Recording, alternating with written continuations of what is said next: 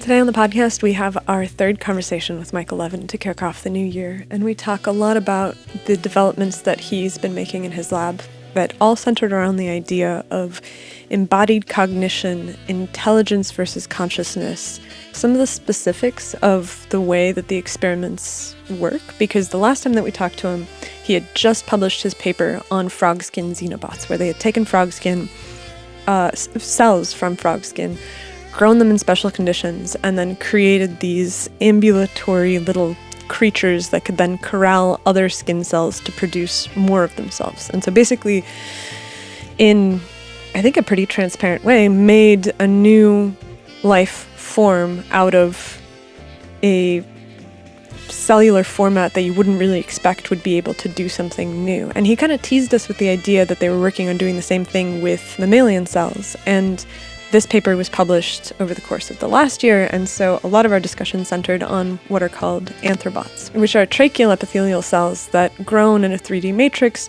then released from the 3D matrix, are now become these multicellular ciliated structures that astonishingly migrate to the location of wounds inside of plated neuronal cells and then act to heal the break in the cellular layer. And so it opens all of these questions that are kind of a perpetual topic with Michael Levin, right? Like, what are the parameters that create the design limitations that we associate with the bodies that we live in? And as always, it's a absolutely fascinating discussion because I think that Levin is thinking about these questions in a way that honestly very, very few people are. Levin and collaborators, as he mentions towards the end of the episode. And there's extraordinary second and third order effects from the instrumentalization of these experiments as well, right? So what does a world with truly regenerative medicine look like? How do we account for the ability that we can build our bodies back, but our minds are perhaps wrestling with the longevity issue? And also, how does disembodied consciousness appear at other scales throughout the cosmos, in systems that we might not have access to? How do we examine those systems in a way where we can poke at them if they're on different time scales and different spatial scales than we're used to? These are huge questions. So it's a wide-ranging conversation, part 3, and we'll look forward maybe next year to doing part 4. We wanted to say a huge thank you to our patrons for being here all year. This is our first podcast for the new year. It's actually New Year's Day today. We're really stoked on the next year. We're having our first conference out in Austin, Texas. We would love to see you there. It's going to be a really close-knit conversation circle. We have some incredible speakers lined up. You can check out all of those things at the link down in the description and up here. And I really hope to meet you guys out there and check out the total solar eclipse, which is happening that weekend. We also have live stream tickets that are going to be on sale, and right now those are $10, but the price is going to go up in the next few weeks. So get those now on the early sale when it's still affordable. And we're going to be making a big road trip out there and playing music shows along the way. So if you are on the path of Oregon to Austin, get in touch with us if you want us to play in your town, and we will figure out a way to make it happen. And as always, a huge thank you to our patrons. We could not do this without you guys because, as you probably well know, we live in a society where you got to make bread to eat bread. And we do eat a lot of peanut butter and jelly. But this has been a transformative experience because we have been able to build this show on the basis of having an audience that believes in what we're doing. And so if you've been listening to the show for a while and you want to support us, then come on over to patreon.com. That link is right here. And you can join for just a couple dollars a month and really help us keep the ship going and help us develop it and make it so that we have more in-person conversations, so that we can go see you in the towns where you're at and not have it just be something that is through the computer screen where everyone is experiencing it by themselves. All right, let's talk to Michael. The scientific revolution starts now. Let us see in the dark.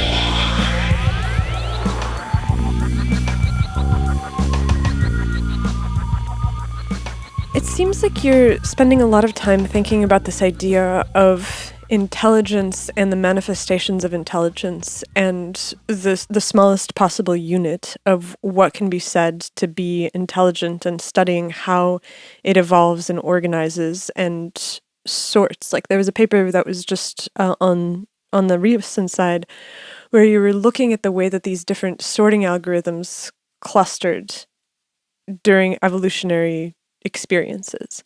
And I wonder if we could start with a conversation about the minimum unit of intelligence and evolution and behavior, because if you can do it with such a simple system, then it seems like those principles are being applied actively in the Biobot work. Sure. Yeah, I mean, the thing is, and I have somewhere on my website, I have a video that I made of the word cloud of all our papers from every year and how it's changed from, I think, 1992 or something all the way. And you can watch them change. And the thing is that it's not that I've spent more time thinking about this now. I always thought about this stuff. This was always what I'm interested in. But there was a time when that wasn't the right time to talk about any of it. And progressively over the years, it's become more and more fruitful to start to talk about it, because these are topics that go sort of across the grain for a lot of the way that people think about biology and so on. And until we had a body of work that really was able to say, no, look, this is a useful way to think about things because it leads to new discoveries, right? Until that had reached a certain level, there was no point in me coming out and talking about basal cognition or any of that stuff. So now I think we're in an interesting point now where we can actually robustly talk about some of these things. Yeah, and in particular, if you want to start with the sorting algorithm. So the thing about the sorting algorithms is that there is no evolution there. This is purely the standard. Very few lines of code that are sorted. We're talking 6-7 lines of code tops that a standard sorting algorithm has. And the reason I picked it is because understanding the very minimal system that exhibits some sort of very kind of basal aspects of intelligence, of cognitive behavior, of problem solving, and so on, is really important, because a lot of people have, and this includes professional neuroscientists and so on. They think that a lot of these kinds of capacities show up fairly late, right? And so Nick Humphreys would put it at birds and mammals, for example, really late. And inevitably, when I start talking about the symmetries or the invariances that exist in terms of these different capacities across the tree of life, across all kinds of weird implementations and so on, inevitably the question becomes, well, what's the smallest piece? In other words, are you then saying that every rock has hopes and dreams and things like that? That's the question that people ask. And so I actually think it's very important to answer that question, to say, well, what do these things look like when they become really minimal? Right? What are the earliest things or the simplest things that have these properties?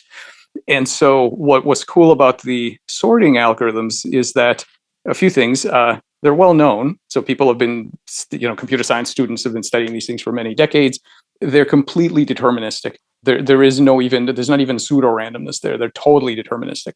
They're completely transparent. You can see all the code. The nice thing about that, as opposed to biology, is that if I say, look, here's a biological system that's doing something new and unexpected, someone could say, there's a mechanism for it, you just haven't found it yet. In biology, there's always more details to be discovered, right? And you never know that you've got it all, and you probably will never have it all. But with these things, I can say, no, look, here are the 6 lines of code. Like, there's nothing else. There literally is no other place for anything to hide. Like, this is it. And so then, if you have something like that, it also has the interesting property that people think they know how it works and what it can do. And this is showing up a lot in the current AI debates, because people, not everybody, of course, there are other people who disagree, but a lot of people are saying, well, this is just linear algebra. We know, we made it. We know how it works. It does, and people have very strong feelings. It can't this and it doesn't that. And, there's no way it has whatever interesting thing they think they have as biological creatures, because they made it. And I want to say that, even these incredibly minimal things where we think we know exactly how they work, and have very small parts, we don't know everything they're capable of. There are major surprises, and that's what we found in this paper. Now, I should also be clear, this is a preprint, so it's not been peer reviewed. So I always like to kind of point out that that's what we're talking about. And so can we go into some of the details about what is the system that these algorithms are inside of and the behavior that you see? Yeah. So the things that we're looking for the two main things. Number one, we're looking for what I call basal intelligence, which I define as the ability to solve problems and get to the same outcome by different means. This is William James's definition of intelligence. Same goal by different means. And in particular, there was one very particular thing that we looked for and found, which I call delayed gratification. And it's the idea, and in fact, William James talks about this. Imagine two magnets, and they're trying to get together, and you put a piece of wood between them. That's it, right? What the magnet is never going to do is go around and the wood and get to where it wants to go, because that would temporarily actually take it further away from its goal, right? The free energy would actually rise and they can't do that. All they do is they go down the gradient. If you have an animal or certain kinds of self-driving vehicles, or in James's example, Romeo and Juliet, right, facing all kinds of physical and social barriers, they have all kinds of tools to do this. They understand delayed gratification. They know that temporarily you might have to go away from your goal in order to reach it later. And so that's a kind of metric of cognitive sophistication, right? But the ability to do it at all is already something. So one thing that we were looking for is the ability to do that kind of problem solving or delayed gratification. The second thing we were looking for is unexpected goals.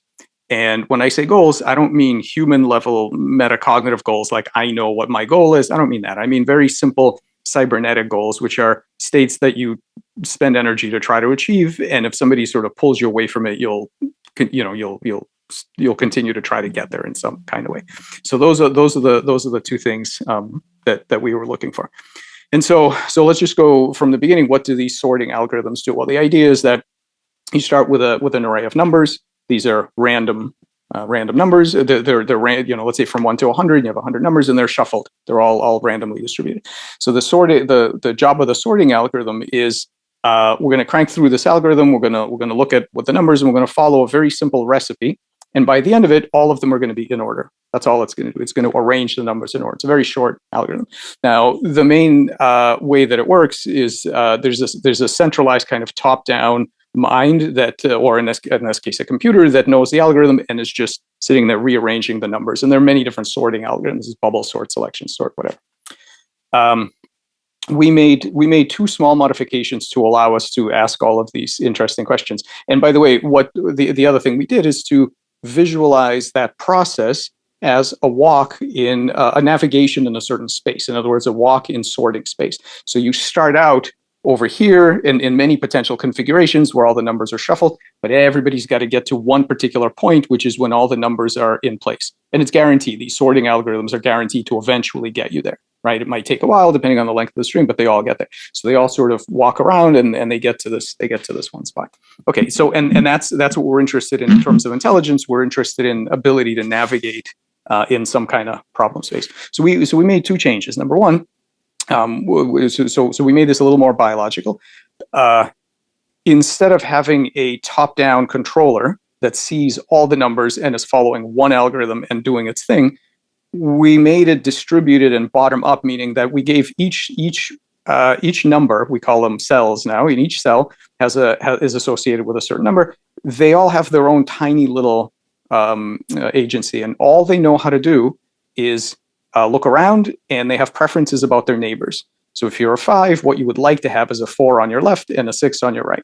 That's it. So instead of but you're going to follow that same algorithm. So you've got the algorithm, but now every single cell is following the algorithm. It's not top down, omniscient single agent that's sorting them, but every cell has its own little preferences, right? So that's very biological, because in biology you're dealing with an agential material where every cell has local knowledge, local preferences, and so on.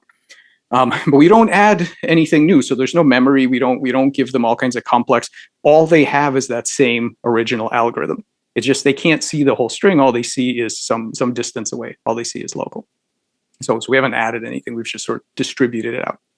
And And by the way, the first amazing result of the paper is that actually works. When you do that, you still get sorted numbers. So if you break when nobody knows what all the numbers are, you can still get them sorted. That's kind of cool. So that kind of distributed sort. So that's the first thing. Then we added something else, which is very biological and is really the key to testing this intelligence, which is that we stepped away from the notion of an infallible algorithm. In other words, normally when you do the algorithm, you assume that it works. In other words, when I say swap the 5 and the 7, you assume that they in fact get swapped. We introduce the notion of an unreliable medium. The algorithm might say you want to swap, but one of the cells could be broken. It could be damaged. Maybe it can't be moved. Maybe it can't initiate moves. So we introduce this notion of a frozen cell. Now, notice that in the traditional algorithm, there is no notion of, hey, did the operation succeed? How am I doing? What am I actually, am I going in the right direction? No, the algorithm doesn't have any of that. All it has is a set of steps, and you sort of blindly take those steps, and that's it. So you see, this is a super minimal system. Initially, you would look at it and you would say, well, there is no machinery here for any of the things you want to find. There's no machinery here for dealing with broken cells. There's no machinery here for delayed gratification. There's no sense of how am I doing or what path am I taking through that space. None of that is there.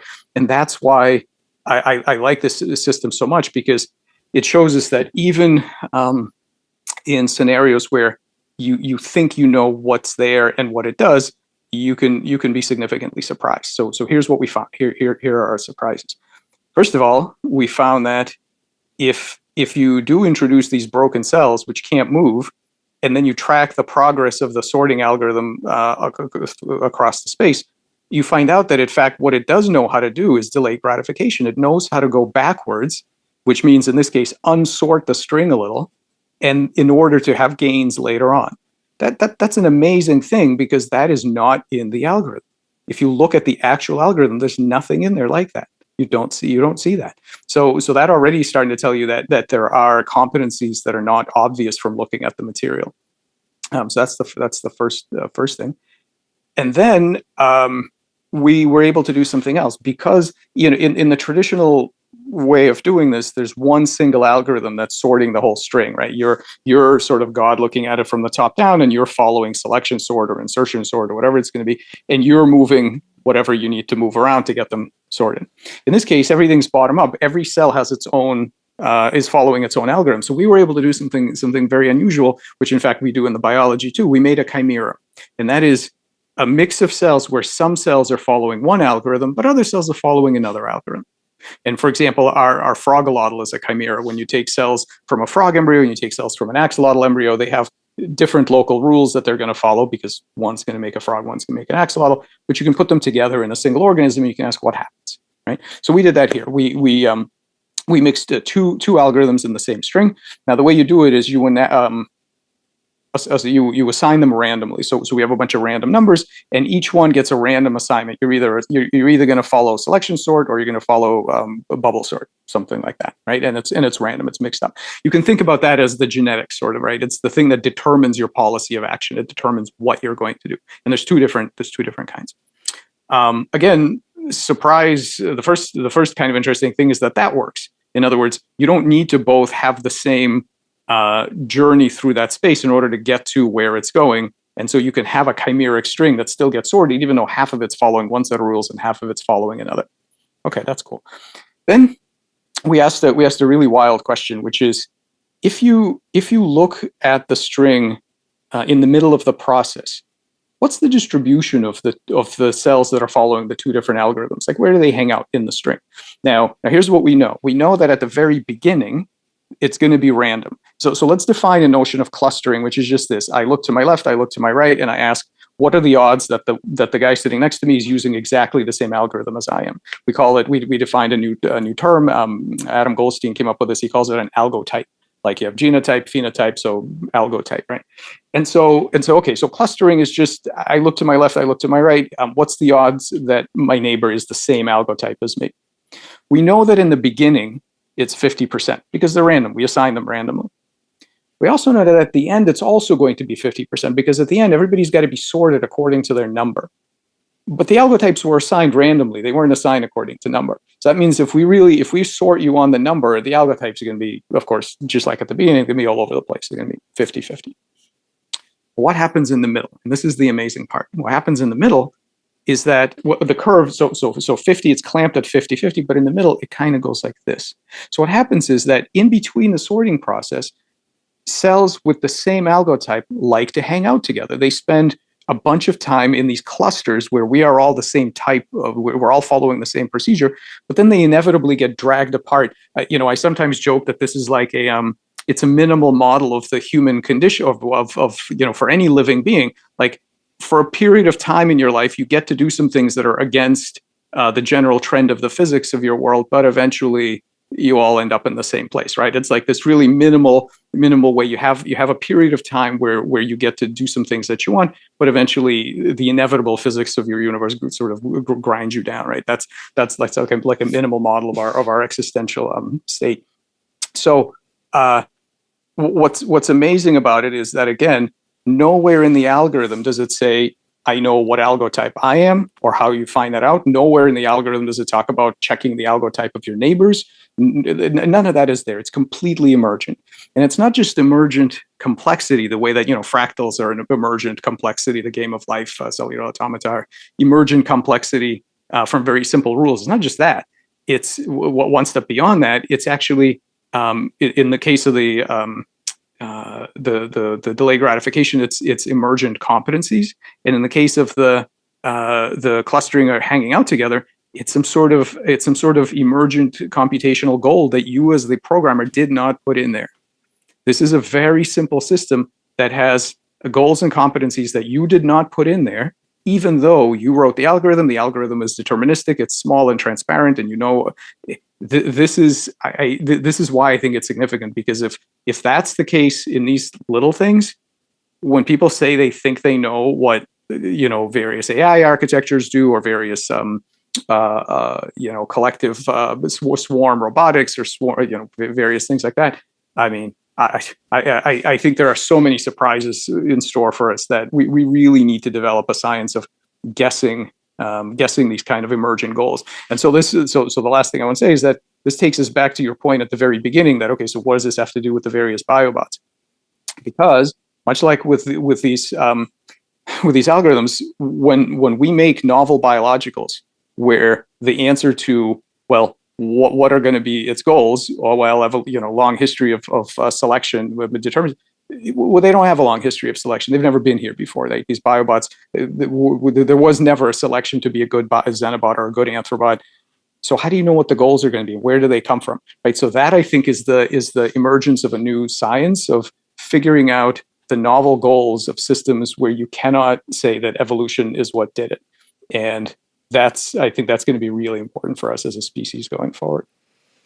I love that we have this really straightforward experiment that's so simplified, available to be able to consider the larger implications. And so I want to spend a little bit more time really understanding the dynamics that emerge from it. And so when you say that these algorithms in the midpoint cluster according to type, do you have a sense for why that is? Yeah. Why is interesting, because we have to think about what kind of answer we're looking for. So on the one hand, and this is also true in biology, there's no magic here. I'm not saying that these things are doing anything that isn't allowed by the algorithm. If you were to track the data flow, you would say, well, this is perfectly consistent with the algorithm. There's nothing to see here, which is exactly what some people do for biology. They look at you and your brain and they say, well, this is just chemistry. This is just electrons moving around. There's nothing special here. Right. If you insist on the lowest level of description, that's all you're ever going to see. And it's not false. It's just a very limiting worldview. On the other hand, if you take a step back and you ask, yeah, but knowing what you know about the algorithm, why didn't you predict that was going to happen?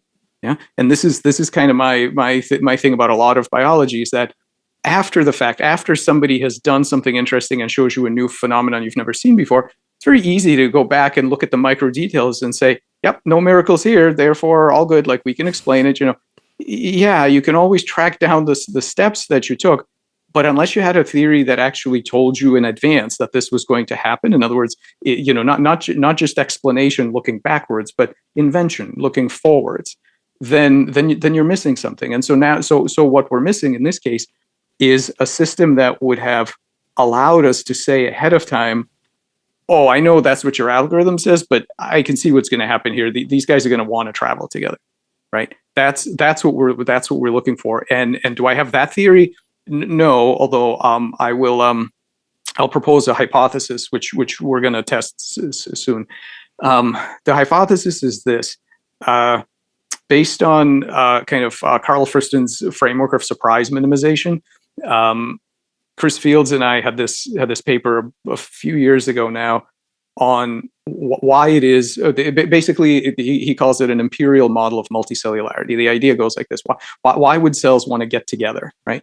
And one way to think about this is that, well, if every cell doesn't like to be surprised, let's face it, if you're a living thing and you're constantly getting surprised, you're not going to last very long.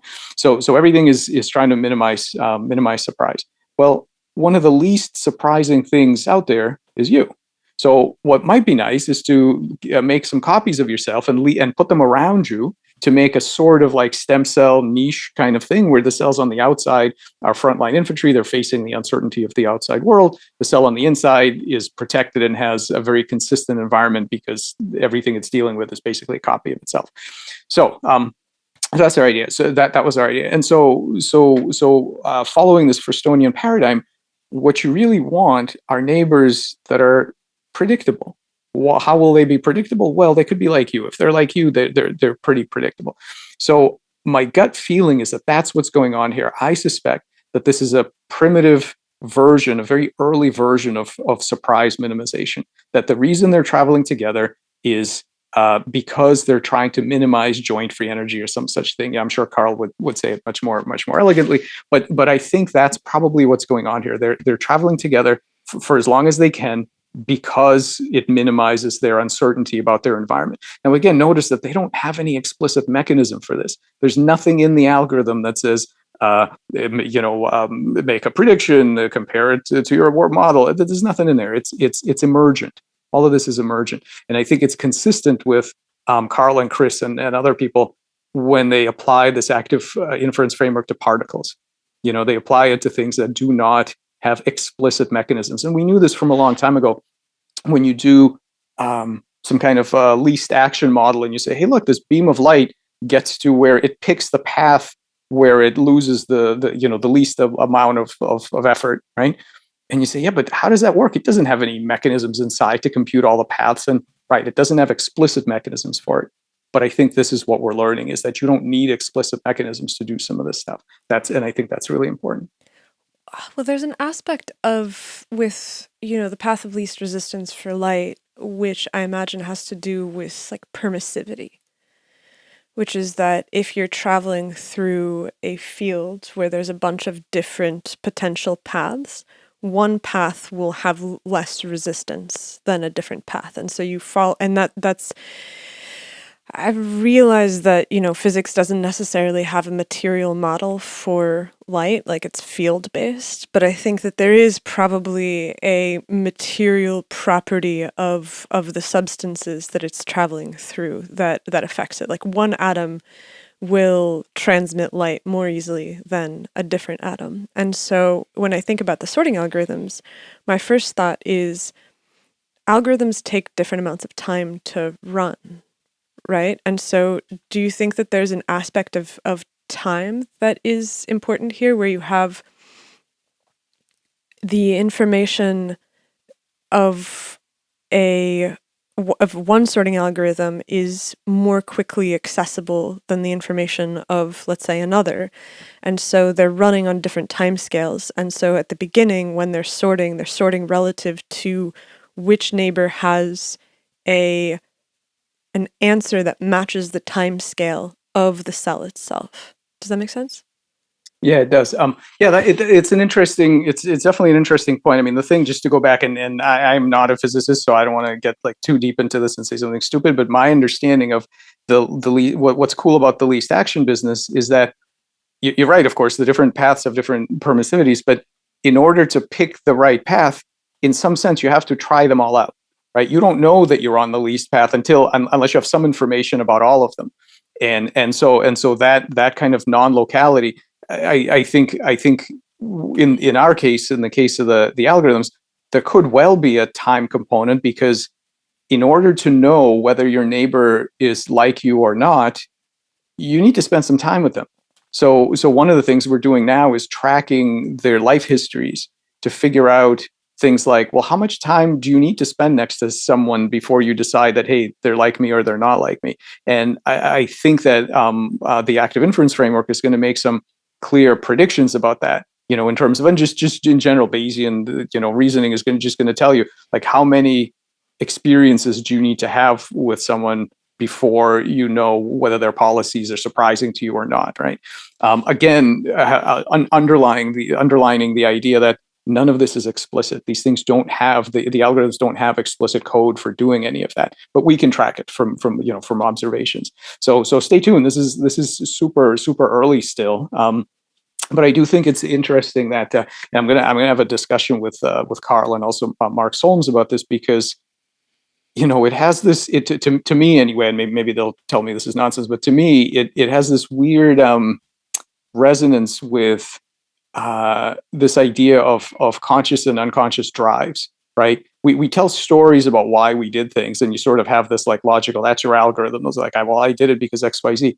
But it turns out that actually there may be some underlying pattern that isn't apparent to you at all, and may or may not be apparent to somebody else who's a different observer, maybe an analyst, a psychoanalyst, or whatever, who's looking and say, yeah, well, you think that's what you did, and in that local, in that situation, that story kind of makes sense. But look at the bigger pattern. If you look at the bigger pattern, you find out that actually you tend to X, Y, Z, right?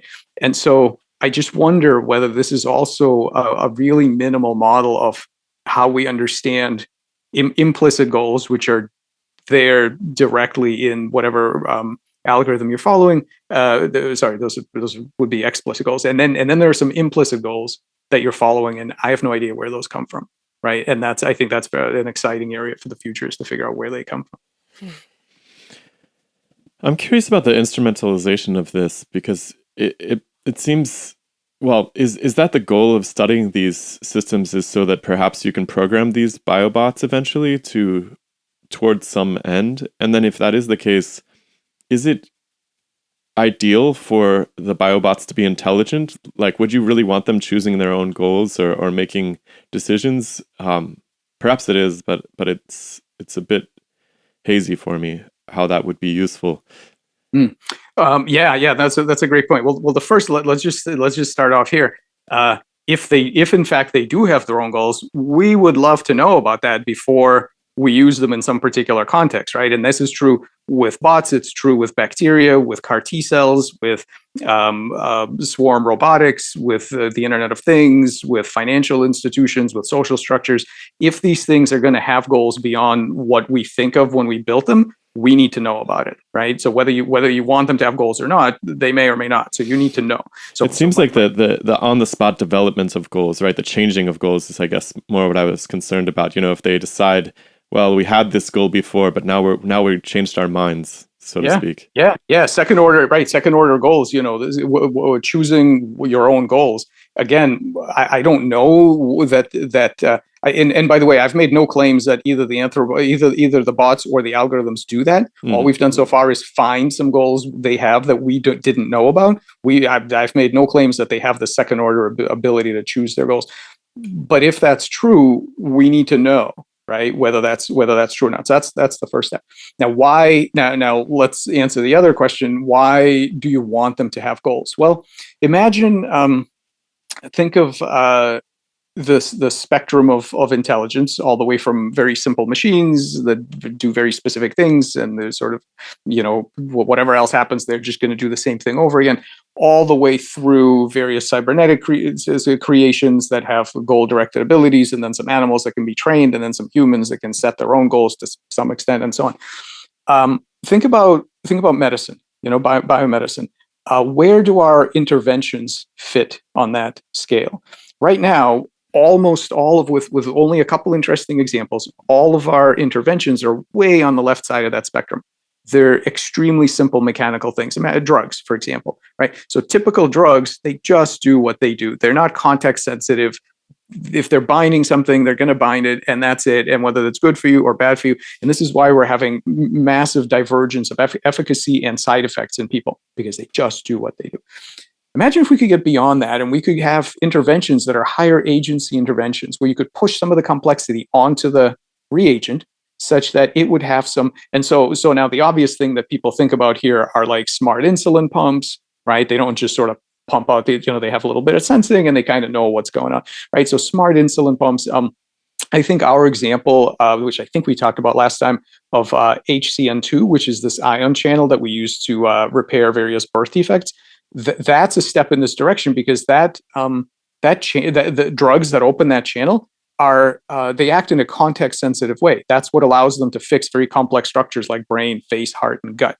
It's not because they do the same thing no matter what. They're actually trying to do a very particular thing, which is to increase voltage depending on what's going on in the environment, increase the difference in voltage, the sharpen the boundaries. So that's already a step up.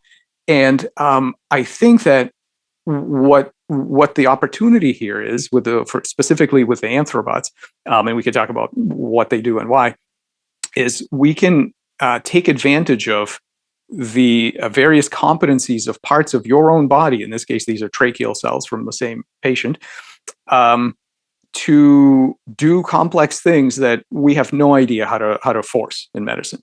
So we could take advantage of the intelligence of your own cells to heal things and to do sensing in both directions. So the push, meaning to heal and to improve, and then to read, which is the sensing side. These cells probably know more about each other than we even know to ask questions about, never mind have sensors for. And so I think having these kind of reagents that actually do have a processing, they have signal detection, amplification, memory, decision making, readouts, all of these things that are part of a simple cognitive system. You want your medical intervention to have that, because then you can do things that we couldn't possibly micromanage. And the thing that we found the anthrobots could do, which is just mind-boggling to me, is that if you put them on a scratch that you've made in the two-dimensional culture of neurons. So you take human pluripotent stem cell derived neurons, you grow a lawn of them on a petri dish, you scratch, you put a scratch through it. That's so people use that as a simple model of wound healing, and it's a scratch assay. You put down these anthrobots, and what they'll do is over a few days they'll take the edges of that wound and they'll knit the neurons together. Now, who knew? Who could have said that the cells of your trachea, which normally sit there quietly for 80 plus years, that if you let them go and let them reboot their life, they can actually run around on their own and find neural wounds to heal. And who knows what else? I mean, that was just the first thing we tried. Who knows what else they know how to do? Like that's a competency of these cells that we had no idea about. And again, it's that sort of thing where I'm sure somebody reading that paper could say, well, there must be some pro neural molecule that they're putting out, and I'm sure we'll find it. Yeah, sure. Of course, there's going to be a physical explanation for it. It's not going to be magic. There's going to be some after the fact. There's going to be some explanation for it, which we're of course investigating. But how come no theory predicted that ahead of time? How come we didn't know to expect that? That's what I think is much more interesting. It's easy to tell stories afterwards. The question is, how what models and worldviews do you have to get you to do the experiment in the first place? And so that being the first thing we tried, I don't think we should be playing the lottery every day. We're not the luckiest people in the world. I think what this is telling us is that they have tons of unexpected capacities, and we're going to be, of course, looking for these. Is naming them bots ambitious, or because it seems like you want to have control over their behavior. That's the way I think about robots anyways. I'm not a robotics scientist or anything, but is that the ultimate goal, is to tell them exactly what part of the dish to go to, or which of the cuts to heal, perhaps something like that? And what's the road to that? Yeah. Well, first, let's just talk about the terminology for a moment. Yeah. It's certainly true that we could have just called them organoids. But the thing with organoids is that organoids are typically so here's what I think words are for, and nomenclature is for. I think words are just protocols for interacting with something. So when you name something, what you're doing is facilitating or preventing ways to interact with it. So if you call something an organoid, what you're really saying is, I'm focused on making this as best of a model of the real organ as possible. I want it to be exact. I'm going to screen drugs on it. I'm going to study airway biology. I want it to be a little model of a lung. That's what I want. By calling it bot, what I'm saying is, yes, all that, and there are plenty of people who have made airway organoids and so on. But actually, there's much more here to do, because we can, in fact, in the future, program them. And this came up when we were doing the Xenobots. People said, why are you calling them Xenobots? I mean, developmental biologists who study amphibian embryos have seen ciliated epithelium for decades. We call them animal caps. These are just animal caps. Why do you need a new word for? And I couldn't say it at the time because this stuff was not published. But the point is, yeah, and if you call them animal caps, you'll never make an anthrobot, because why would you? Because that's an amphibian specific embryonic thing. Why would you take an adult human trachea? You wouldn't get there. And so words have real power. They tell you how you're thinking about something, and they facilitate. Once you call them bots, you say, well, bots can be made out of a lot of things. Maybe it's not just a frog thing. Maybe we could make this out of human cells, right? And so they facilitate. So that's what I'm interested in, is terminology that facilitates research programs. And so yeah. So the future is definitely to program them in various ways. Much like with the Xenobots, the first 3 Xenobot papers were basically just studying the native properties of these things. And so, I mean, Doug did some super cool stuff about sculpting them and so on. But the thing is, what I really want to do is focus on surprising native capacities. Because if the first thing we did was knock in a bunch of synthetic biology circuits, people would say, well, you've engineered the heck out of them. So yes, of course, they do whatever you made them do, and that's fine. I want to say in the case of the anthrobots, we've done almost nothing to them. Right. So Gizem came up with a protocol to get them to grow from a single cell and then turn inside out, so that the cilia are on the outside surface and all that. But we didn't do anything to make them heal neural wounds. They already do that. And that I think is really valuable, because yes, of course, we'll get to programming them, and this means giving them all sorts of stimuli when they're assembling, and it means putting in different cell types perhaps, and it means training them maybe. So we haven't shown that yet, but we're working on that both with them and with the Xenobots. Can they be trained? Can they be, what native preferences do they have? All that kind of stuff. That will all come. But what I think is really critical, much like with the algorithms, is to say, we thought we knew what tracheal epithelium does, and we thought we knew what organoids are for. And look, there's a lot more to it than that. Yeah, that clears it up a lot. It's interesting that in some sense that gulf between doing what you want and doing what they want is both dangerous and exciting. And it seems like there's a lot of crossover with the AI world, because a lot of people are very concerned with that valley between the two. Now, do you have conversations with AI engineers about the similarities in what you're finding? Yeah. Yes, and there's some fun Twitter threads about it too. And we have, about probably a quarter of my group is computational machine learning experts. So we certainly think about that stuff a lot. I think the main limiting factor in a lot of these discussions is that they take place in a vacuum that neglects the wider context of diverse intelligence. I mean, people. Well, first of all, this focus on specifically language models and things like that. That's like a tiny corner of what's actually coming, right? Diverse intelligence is going to be so much more challenging and interesting than just what we have now, and that's really important. And I think a lot of people are not getting it. And also, a lot of people are saying things like it's intelligent like us, and therefore it's dangerous. There are plenty of things that are incredibly dangerous that are not intelligent like us. You don't need to be super intelligent to be extremely dangerous. You don't need to be like us to be intelligent. Like, there are all kinds of leaps here that that people tend to make that I think are not warranted. But just in general, like a real understanding of the fact that intelligence can be expressed in unfamiliar guises, and some humility around like how bad we really are at recognizing other forms of it, besides what we are used to, would be I think really useful and essential. I think it's an existential need for us going forward if we're going to survive. With the anthrobots and the xenobots both, they're derived from organisms that have immune systems, and the action of cells migrating to a place where there's a wound seems really immune-like to me. Do you think that there is a significant relationship between those two functions, where there is a certain drive inside the body to produce cells that will heal, that is encoded somehow in the substrate genetically? Where it's like once you liberate a cell from its context, there's some sort of other deeper level programming, which is like, okay, my job now that I'm free, since I'm not a cancer cell, is to do the opposite of proliferate, and is in fact to go and to fix. Yeah.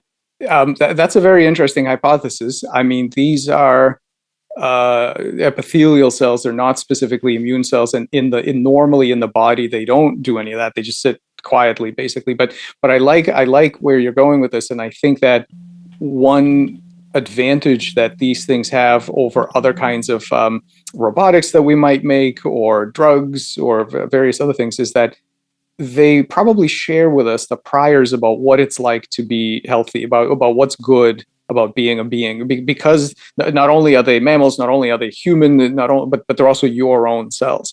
So it's entirely plausible to me. Now, we haven't proven any of this. I want to be super clear. We don't know that they home to wounds. We don't know what they can recognize. We don't know any of that. But it's very plausible to me that they share with us this notion of what damage is and what repair is. This may be something that is really advantageous about this technology, is that you don't have to teach them what's good and bad about being a multicellular organism. And from what I read of the Anthrobots paper, the way that you're generating these cells is that you take them, you grow them in an extracellular matrix that's 3-dimensional from single cells, and then you put them into what you call it a low viscosity medium. And in the low viscosity medium, you see these changes occur. And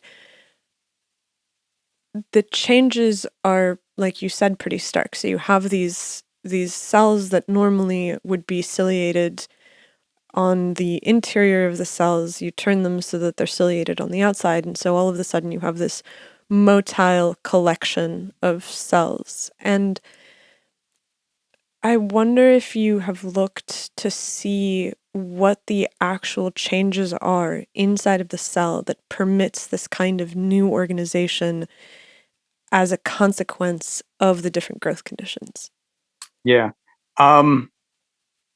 No, we don't know the details yet. The change is multicellular. In other words, it's not an individual cell that does much of anything. It's the whole thing turns itself inside out. So you start with a ball where the cilia are pointing into the center of the ball, and then the whole thing just turns inside out. When we wash it out of the matrix, it turns inside out.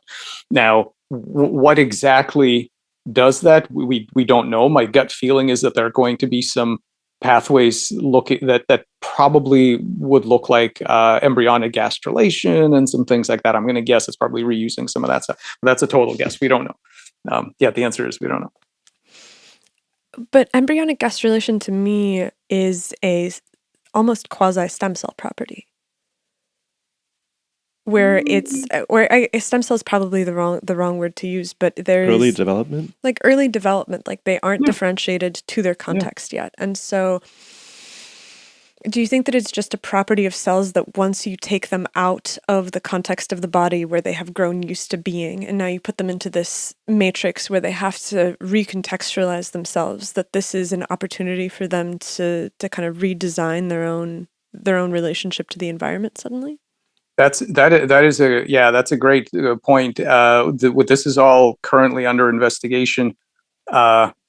Do they think they're recapitulating some kind of embryogenesis? We don't know.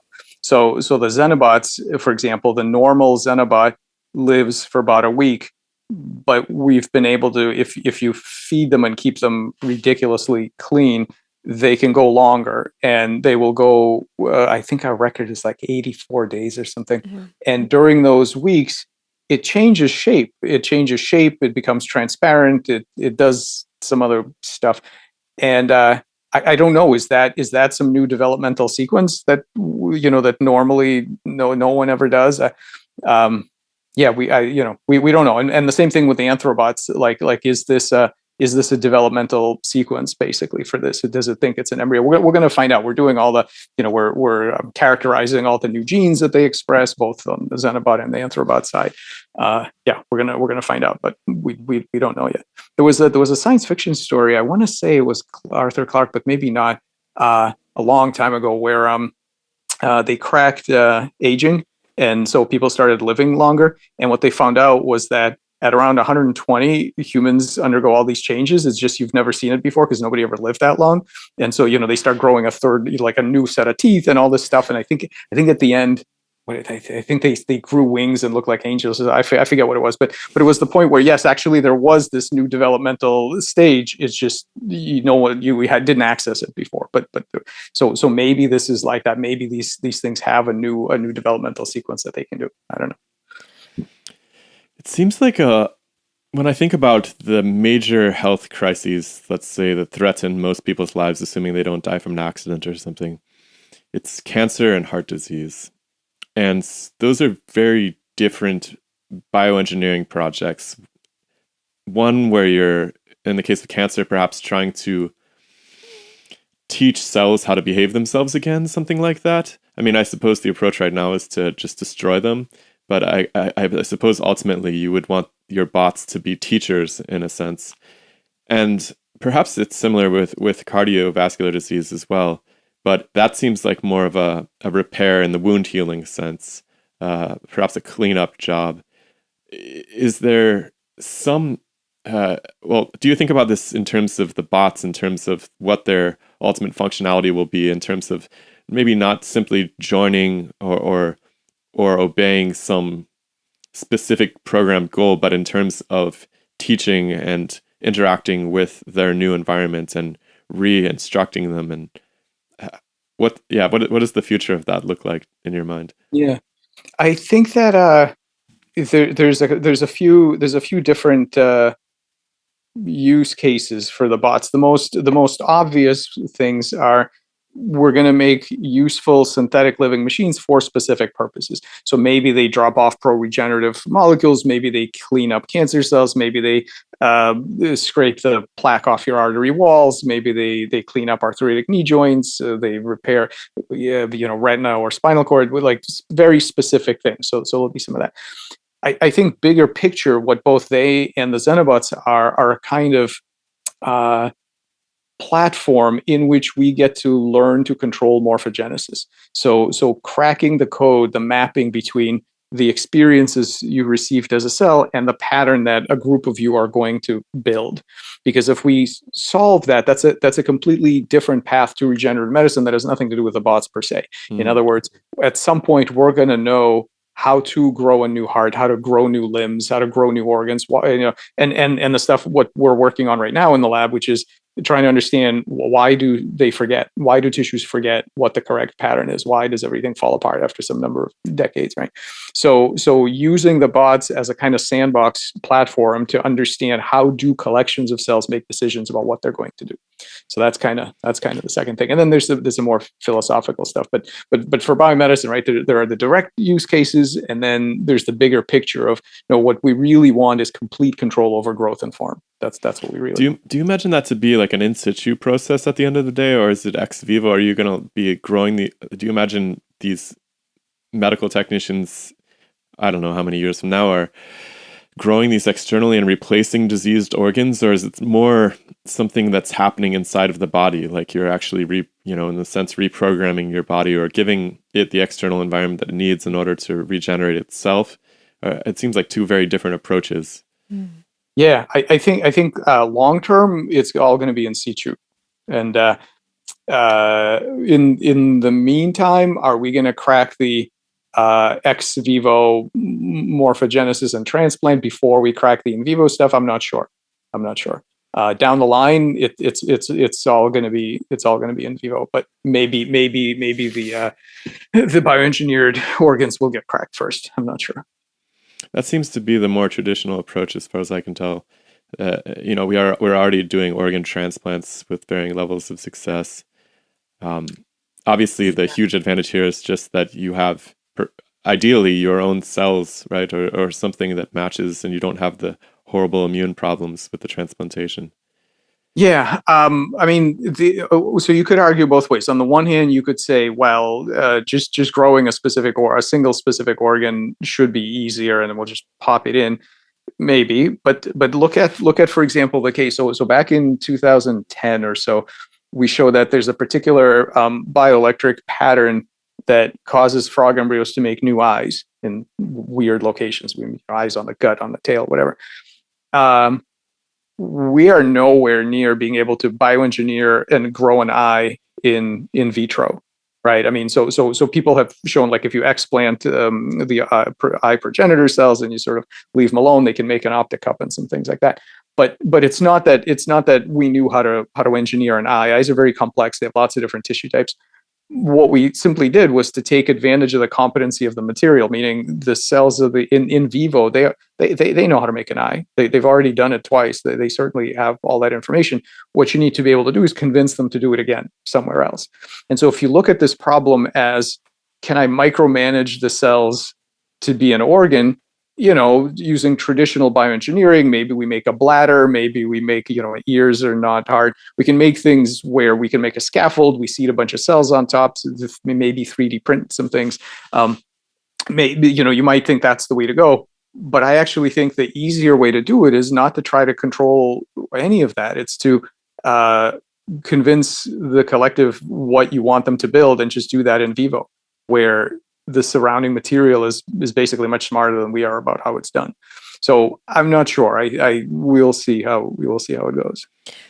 There's a really interesting aspect of this where if you can reprogram an embryo to grow eyes in places where you wouldn't expect eyes.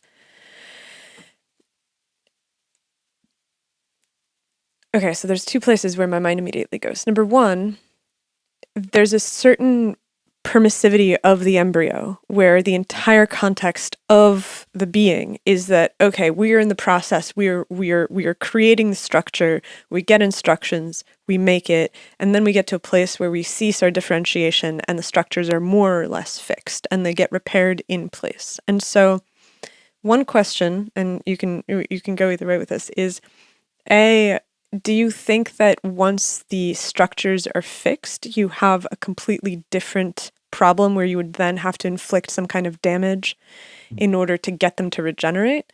And number two, which is kind of orthogonal, is the eyes that form in places where you don't expect, are they then wired into the brain in the way that you would expect? Yeah, let me do the first one and then remind me of the second one because I'll forget by the time I'm done. The first thing I want to say, which is kind of a cool point, has to do with the permissivity or the competency. So and this is something that one of these things that I couldn't say back in 2010, but now that we're talking about development as a collective intelligence process, now we can start to think about it this way. If you look in the developmental biology textbook, they will tell you that only in the frog, only the anterior neuroectoderm, so the stuff basically from here up, is competent to be eye. And that's the only stuff that can make eye. And the reason is because if you prompt it with what they call the master eye gene, which is this thing called PAC6, then those are the only regions that ever make eye. But it turns out that actually that limited competency, and in developmental biology, competency is a narrow definition, which is what it's able to make. I use it more broadly, but more generically, the competency of your material is opaque to you unless you probe it with the correct prompt. We need to, and this is when people say, "Oh, it can't do this," this doesn't do that. Whenever you're making an assessment, an assessment of intelligence in some system, you are basically taking an IQ test yourself. As an external observer, you are saying, "This is what I have noticed how to make it do." That doesn't mean that's all it knows how to do. That's just what you know. So this is a great case for that, because actually it turns out that if you go to the bioelectric level, no, I have almost any cell, in, as far as we can tell, any region in the tadpole is competent to do this. We just didn't know that because we were using the wrong prompt. And so this should, all of this, everything we've talked about, should really fill us with significant humility about what we know about the material that we're working with. You don't necessarily know. If I don't know if you've ever seen these things. I've got pictures of them on my blog and a couple of papers. These plant galls. I these was amazing, just about to ask about that, because they create these insane structures prompted by the presence of like wasps and bugs that move inside the leaves. Yeah, and if you didn't know that, if you didn't have that example, you would never in a million years say that the oak genome could make this red spiky round thing. You would say, no, it makes a flat green leaf. And it takes a living bioengineer who, as Dan Dennett would say, competency without comprehension, is able to prompt the leaf to do this to build this crazy thing. You would never know it knows how to do that. So that's that's the important thing, is that we really need to understand the competency of our material and what we're working with. And I actually don't think that adulthood is when all of that ceases. There's a Shipothesis thing going on here, which is that in a standard body, right, cells and materials are coming and going all the time, and you need to be able to. It's this thing like in Alice in Wonderland, where you have to work really hard to stay in one place. You in order to maintain a body, you can't just say, well, okay, now I don't need this information. I'm just going to hang out. You will not last very long. And I think there probably are insects and other organisms that live a day or a couple of days where that's true. But typically, if you want to persist, you have to continuously repair, remodel, replace, and so on. And so I think the only thing that happens during maturation is that the scale of those projects gets smaller. So instead of reshaping the whole embryo during neurulation and gastrulation and all that, you're now saying, okay, well, these few cells are gone. How do I maintain the integrity of my epithelium and things like that, right? So, but I think that process of homeostasis, anatomical homeostasis, which I am really into,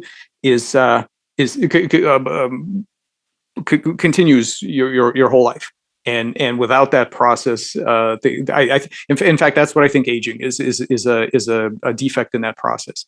It's basically I think aging is a version of failure to regenerate. And development is basically just the sort of regenerative repairs from each embryonic stage to the next stage. I think all of this boils down to regenerative remodeling, which boils down to homeostasis. Humans can't really grow galls, though. Sorry, say again? I said humans can't really grow galls, though, which is... we don't know that. We don't know that, Sure. I guess the only thing that I'm saying is that if I think about the various human diseases, right? Because if there's a parallel between, oak gall, would you say that that's a disease? No. No. I don't think. No, I don't think it's a disease. I think it's a now there are virus-induced galls that screw up cells and so on. So and those are basically featureless lumps. They're kind of like a tumor. Maybe you can say that's a disease. A standard one of these galls. I mean, from the perspective of the plant, it might be a disease, but I think it's morphogenetic hacking. I think all you've done is what the wasp has done is to hack the material to undertake a different journey in morphospace. And I don't think that's a disease. Do we have any sense of what the different morphological purpose is? Like, why does one wasp make one gall, another wasp make another gall? I do not know. There are people who study this. So insect ecologists and such. There are a couple of folks that I'm in touch with that study that kind of stuff. I don't know. For me, the interesting thing is the space of the possible and how little. So if you think about this giant multidimensional anatomical morphospace, which holds all the different shapes that things can be, normal, standard, reliable development gives you one point, this tiny little keyhole into that space, and all you see is the embryo and the normal thing that it builds. And then sometimes you have what they call developmental plasticity, and look, this plant can have two different shapes depending on if it's a dry environment or a wet. Okay, so instead of a single point, you see kind of like a little halo through your keyhole. But through that keyhole is a giant space of possibilities that we are still very bad at mapping out. And what I think these all the synthetic stuff, the anthrobots, the xenobots, other things that people, the galls, other things that people build, are all vehicles for exploring that space. They let you take that little keyhole and like stick your head in and look around like a periscope and look around and say, here are the other possibilities. And what human cells can do. Well, we didn't think they made anthrobots until we did it a few years ago. So I don't know. My guess is so the way to kind of just drill down on that question is, are there any limits? So people ask, is there any limit to what a given cell can build? And some people say, yeah, they're called developmental constraints. They're things that I'm not sure I believe in developmental constraints. I think that in a given context, there are limits to what it's going to do. Does that mean that if you knew what you were doing, you couldn't prompt it to do something completely different? No, I think, and again, this is conjecture on my part, but here's what I think. That basically there are going to be, like for example, if you have planaria, if planaria don't have genes to make bone, the hard minerals and all that, okay, you're not going to get them to make bone, because if the hardware isn't there, it isn't there. But beyond that, in terms of shape, I'm not sure there are any limits. I think in the end, except for materials limits and the laws of physics, I don't believe there's going to be any limitations on what shape you could build. I guess this ties back to the question of whether or not the eyes are tied into the brain, right? Because if you have a crazy body plan and all of a sudden your elementary canal is all screwed up and you're just dumping waste into your internal cavity, you're going to have a bad time. Yeah. So, I'm glad you remember that.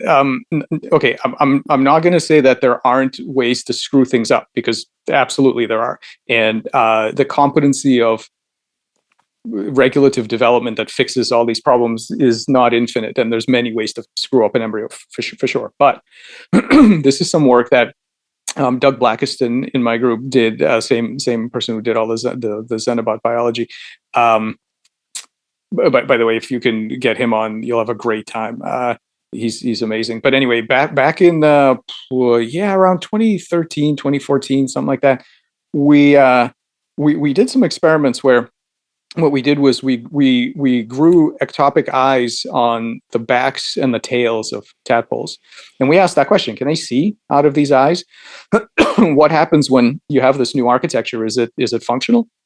The answer is super interesting. First of all, turns out that they can see. We actually built a machine that trains them on visual cues, and we made tadpoles that did not have primary eyes, but they had this one eye on its tail. Yeah, they can learn in visual assay, so they can absolutely see.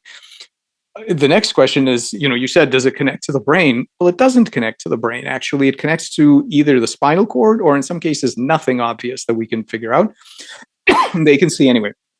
So not only is it plastic in terms of making the right organs and the right structure, excuse me, but actually even the wiring is up for change. And just imagine, like, you come into this world and you have this weird itchy patch of tissue on your back. Like, how do you even know that's visual data? But the brain is able to use it. And I'll tell you two fun things about that. One is that we then let some of those. Okay, so imagine you got an eye on the tail. You let that animal grow.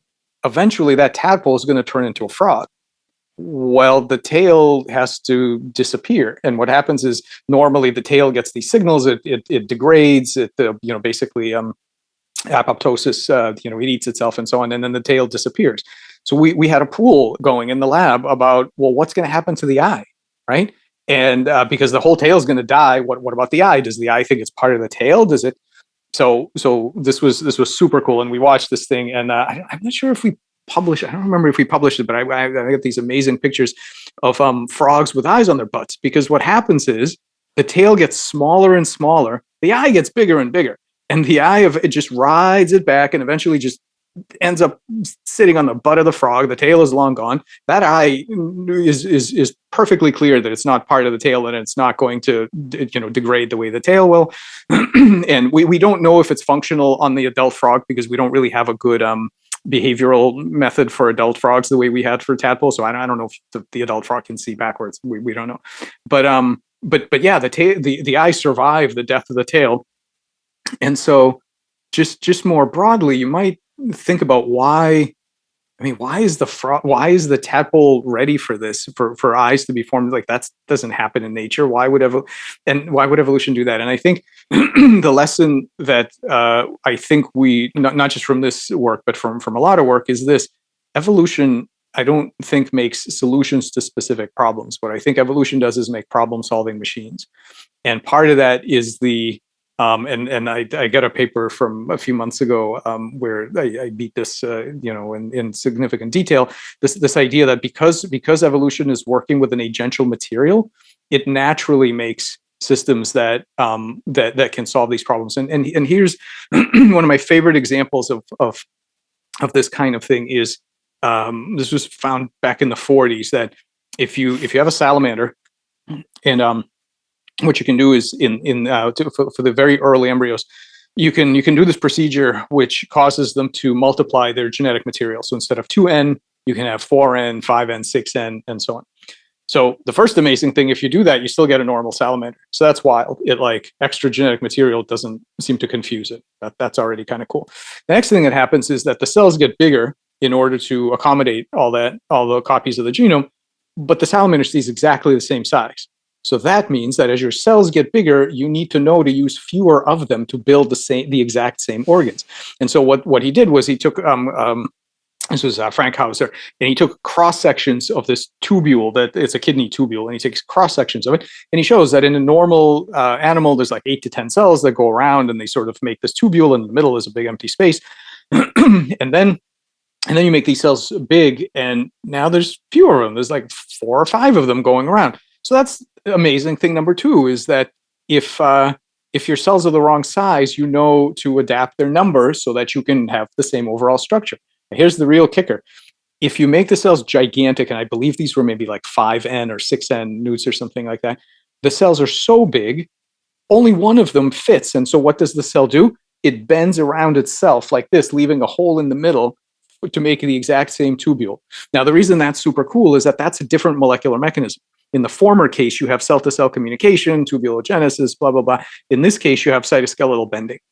So this is top-down causation. This is crazy. This is calling up different molecular mechanisms to achieve the same high-level anatomical goal, right? That's, I mean, if that's not intelligence, I don't know. If we had any kind of a machine that could do this, I mean, this would be super amazing intelligence, because you're faced with a problem you've not seen before. You can call up different resources of yours to get the same job done if you're prevented from.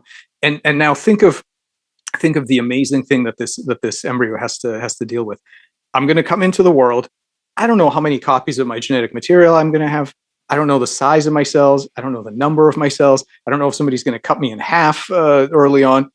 I have to be able to make a salamander despite all of this. Changes in the environment, changes in my own parts, for God's sake, right? Like I can't even depend on my own components. I don't know what DNA I'm going to have, but I'm going to make this salamander, right? And so I think that is what evolution gives us. It gives us, in for many species, not all. I'm not sure C. elegans does any of that, but but for many species, what evolution has given you is this amazing problem-solving machine that does not make too many assumptions about what the world is going to be like. Now you would think that that's what evolution is for, is to progressively over time extract information about the environment and make sure that whatever you're born in, you've got the benefit of all those prior generations.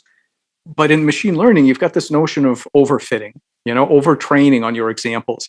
You don't want to just memorize your training data set. You want to be smarter than that. And I think absolutely, development is smarter than that. I don't think development overtrains on these priors. I think it learns a lesson of how to solve these problems, and I think really every life, multicellular life, but probably all, but certainly the multicellular life is born into the world solving problems. I don't think you don't know what you have until you sort of take stock. And this is why you can take an early embryo and cut it into pieces and have multiple twins instead of half embryos and so on. Yeah. I know that Shiloh has a bunch of stuff. Do you want to pick up on the idea of the platonic salamander form that remains even with 5N? I mean, I have some more like divergent philosophical questions about this regenerative medicine, but I can hang out if you want to keep pulling on this thread.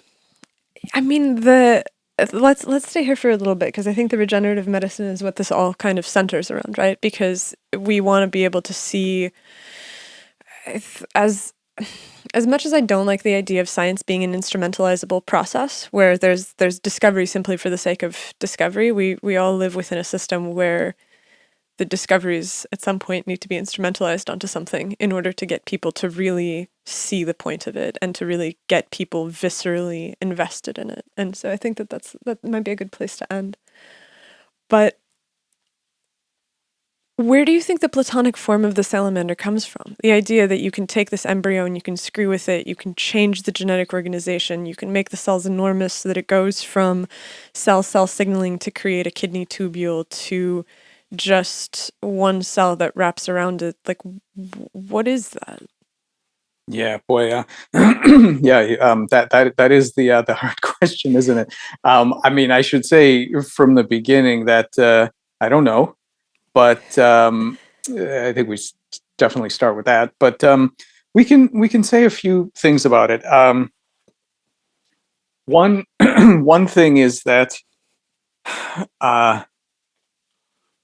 there are a lot of what physicists would call free lunches in this kind of scenario in the following way. Imagine that you're running evolution in a particular world where the most fit thing is a particular kind of triangle. Yeah, it's a certain kind of triangle. And so here comes evolution, and it does a bunch of generations, and it nails down the first angle, and it optimizes the first angle. And then a bunch more generations, and it optimizes the second angle. Now it's done. It doesn't have to look for the third angle, because we already know that once you know two angles in flat space, you know what the third angle is supposed to be. Isn't that amazing? Isn't it? Where did that come from? It's certainly not in the genome. It's a free gift from the laws of geometry, physics. I don't know, but it's super practical, because whereas one can think, this whole idea, this Platonic Pythagorean idea of these information structures that hang out somewhere else, not in the physical world. And when you make specific physical embodiments for them, then you get to interface with them. When you have a fulcrum, you get to have Archimedes, simple machines and things like that. It all sounds initially, it all sounds very philosophical in the pejorative sense. It's like, why we need any of that? It's all, you're just adding crazy stuff onto our ontology. You don't need it. But when you're saving 33% of evolutionary time, now this is quite practical. Now this is you really have to ask, where do these things come from? And there are tons of these throughout mathematics. So, think of all the truths of number theory, all of the distribution of primes, all this other stuff. Where do those things hang out? Presumably, all the physical structures at the beginning of the Big Bang that set all the the forces, the relative strengths of the forces, and all that. All that stuff could have been completely different, and still the truths of number theory are what they are. And so I'm partial to this idea that there is a Platonic realm of some sort, that it does contain a bunch of free lunches, that evolution is really good at searching it, that I don't think that what evolution is doing is searching the really hard space of micro states on the outcome. I think that what it's really basically searching for is, and this is a bad analogy, but we don't have better ones yet. It's searching the space of pointers into this Platonic space. It's searching for ways to capitalize on these free lunches. This idea that, I mean, there's so many of these. Like imagine if you have when you evolve a voltage gated ion channel, what you really have is a voltage gated current conductance. You have a transistor, and if you have a couple of those, you can make a logic gate. And when you have a logic gate, you have a truth table. You have the basics of rational thought. You have a truth table, and you have the fact that NAND gates, so not AND gates, are actually quite special compared to all the other gates. So where is all that stuff? All you did was make a voltage gated ion channel. Where'd you get all that stuff from? You didn't need to evolve a truth table. You didn't need to nail down all the components. You get all of that for free. And so so I see everything we're doing as a research program in which we develop tools to map out that space. What else is out there? Because again, you have to ask yourself, what does this crazy worldview do for you? Well, I think what it does for you is it sensitizes you to look for things that you didn't expect, things that you didn't bake in. It helps you think about making tools to explore that, right? And I think that the way that, if you look at somebody made this thing called the map of mathematics, and it's just like literally this map, and you get different areas of math and how they relate to each other. I think Platonic space has a structure to it. I think there are all kinds of interesting things there from geometry and the things we call geometry and algebra and computation and so on. And evolution is really good at capitalizing on some of that stuff.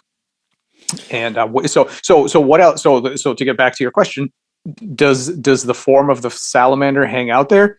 Maybe, but also form and function of anthrobots and xenobots and galls and who knows what the heck else is there. And I think that structure is rich. I don't think it's flat and homogeneous. And for example, when we studied the behavior and the shape of these of the anthrobots, we didn't just see a continuum of here's every possible thing. It came in morphotypes. It came in chunks. Like this, there's this kind, there's that kind, there's this kind, and so yeah, I think this the space has structure, and I think we need to. And so I'm also working on, and this will take a little bit, and we can maybe talk about it at some future time because I don't have it all worked out. But I think there's even an interesting thing where, like, under my understanding of the standard kind of view of this Platonic space thing is that the contents are supposed to be eternal and unchanging, right? It's sort of fixed. They just hang out and they are what they are, and like that's it. So I'm not sure that's true. I think we can start to develop a kind of chemistry of it, that ways in which these things actually are active in some sense, distinct from the way they actually manifest here. And I think there are useful models of that we can develop to say, how do those things combine and and change, and how does that impact which ones, and how we are able to implement in engineering and biology and so on.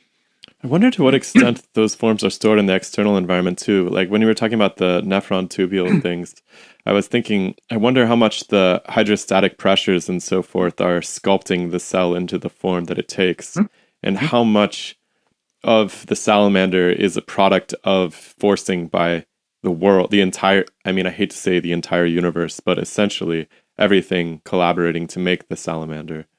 Yeah. Yeah, it's, well, for sure, the context of those cells matters, right? And it's entirely possible that in order to explain what's going on, we need to consider inputs from the biophysical environment, from the energetics, and from all kinds of stuff. I'm sure that's true. The question is, and this is an open question: is there a more informative, meaning a more a model that leads to better invention, where what you're talking about is ways in which those parameters index into a pre-existing space of options versus some other, I mean, frankly, I don't know what the competing model would be, but some way of just sort of calculating locally all the forces and things like that, which I'm sure can be done. The question is, does it help you find the next thing? There's a really interesting limit to the kinds of synthetic organisms that can be produced and the routes to them. Like, I know that Craig Ventnor was working on, what is the minimal cell that can be produced? And the way that they arrived at it was not from bottom-up production. It was they took a cell and they continuously deleted portions of it until they got to some minimum component. And the minimum component was I think it was like 350 protein coding genes. And if you look at the papers, they're pretty wonky looking cells. Like, they're not really super functional anymore. And there's a limit there that I think is breachable with a different kind of design, right? Because none of Ventnor's work was about this idea of, okay, environment, forcing parameters, what can we take to produce a cell that rises from a different environment and matures into something new. And with a salamander, you could probably produce a different kind of salamander with a different kind of body plan with different organs. But do you think that without genetic modification you could produce something that's like a bird? Probably not, right? Well, I'll tell you what we have done in planarium. So two examples. And again, on the bird thing, how about those galls? Like, there's no genetic modification there, right? Like, we would have, again, looking backwards, somebody's going to say, oh yeah, I can see how this particular growth factor does this and that, right? So you got flat leaf and you got gall, great. But the bigger issue here, you would have not known that there's a gall. You don't know what the next gall is capable of, like, right? So there's more to it. Here's what we did in planaria. First of all, we made two-headed planaria by altering the bioelectric pattern. We talked about this last time. There's no genetic modification there. They're permanently two-headed. So that's something. It's not another species, but it's definitely different than the original species. So it's something. Also, we've shown that you can actually make planaria with heads that belong to other species. So about 100 to 150 million years evolutionary distance. So again, no genetic modification. Now, can you go further and can you make it look like a bird? You're not going to get bone, I don't think. But could you get patterns that look like other animals? I bet you could. Have you ever seen there's another thing that speaks to this. Those I forget what the name of the fly. It's a little fly, and on its wings it has a picture of ants, and it's right. You know what I'm talking about. So there, what it's doing is running a stripped down, like, low resolution 2-dimensional ant morphogenesis program on its wings. And so I think the reprogrammability and the virtualization is massive. I think we've not scratched the surface of it. So could I tell you what the limits of that are, or whether there are limits? No, I don't know. But I would bet large amounts of money that the narrow view that we have now of the mapping between genome and anatomy is way too narrow for reality.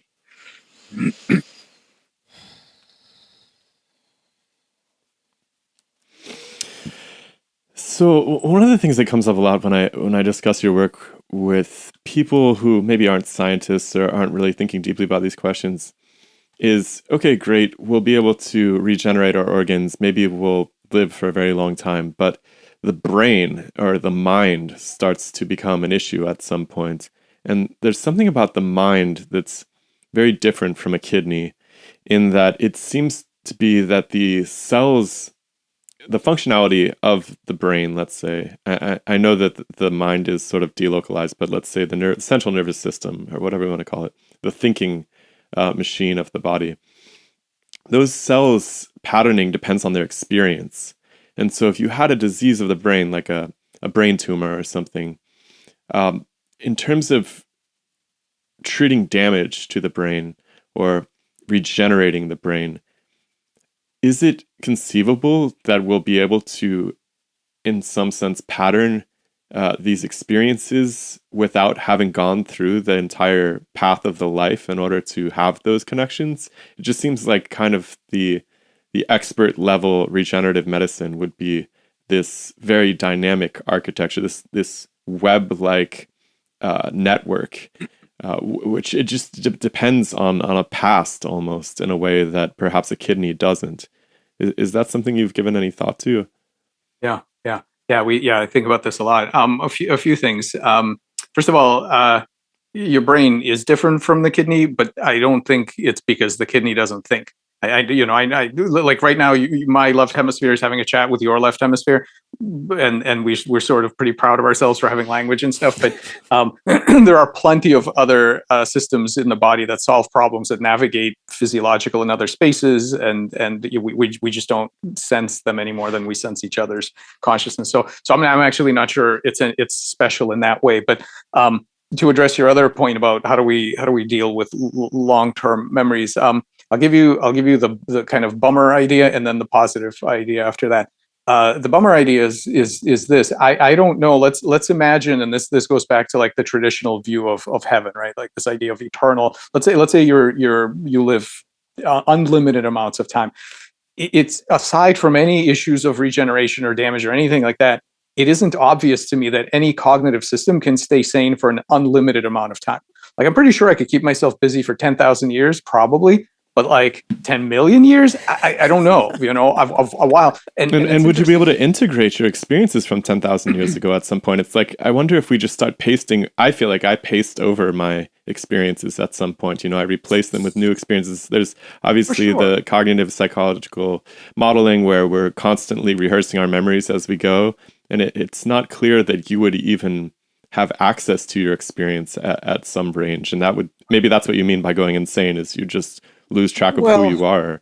I'm worried about more than that, actually, in that case. So it's entirely possible. For example, I'm pretty sure that most of my memories past a few years ago are pasted to a certain degree, in the sense that if somebody said, "Oh no, you got that all wrong. This is how it really went down," and we have video, I'd be like, "All right, I suppose that's it." Like, fine. Like I don't know that my memories really go that I would really trust go back very far at all anyway. So that's fine. Maybe that would just keep happening. And I think that some creatures, like, could a dog stay perfectly sane and happy on a farm with rabbits to chase and all that good stuff for like 1 billion years? Like, maybe, right? Maybe every day would be as joyous as every other day and it would all be super cool. Like, maybe that's fine. Could a human do that? I'm not sure. I'm just not sure. I don't know. But let's talk about the more realistic case. I think it's actually a lot more hopeful than it sounds, for the following reason.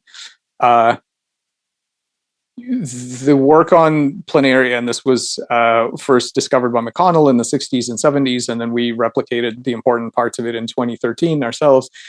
You can train them, and then you can cut off their entire head, brain and all, and the tail will sit there doing nothing. Over the next 8 days, it regenerates a new brain, and now they remember the original information. assuming, and we have to say it's an assumption. I don't know what the alternative is, but let's assume that it's stored elsewhere in the body. What that shows is that you can actually imprint information onto a new developing brain.